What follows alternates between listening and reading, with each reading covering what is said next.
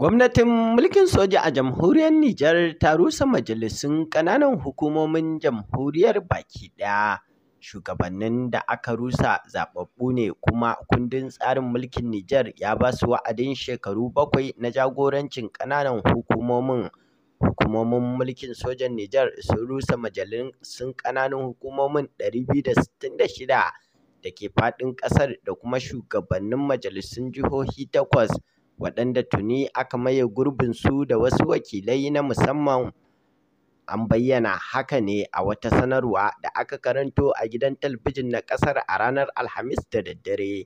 An dai rusa majalisun ƙananan hukumomi da kansiloli da wakilan larduna, in ji sanarwar, ba tare da bayyana dalilin ɗaukar matakin ba. An maye guraben nasu da jami'an soji da na 'yan sanda da wasu ma'aikatan gwamnati. Shugaban mulkin sojin ƙasar Janar Abdurrahman Chani ne ya sanya hannu a kan dokar da ta rusa majalisun ƙananan hukumomin da na larduna, in ji gidan talabijin na Tele Sahel.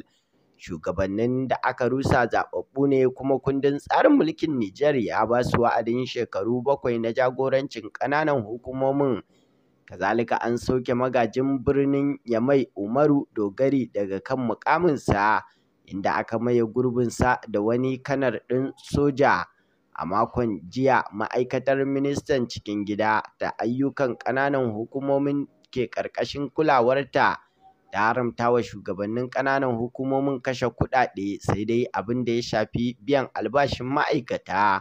A watan Yulin da ya gabata ne sojoji suka yi wa gwamnatin farar hula ta Mohamed Bazoum juyin mulki, lamarin da ya sanya ƙungiyar ECOWAS ta dakatar da ƙasar daga cikinta.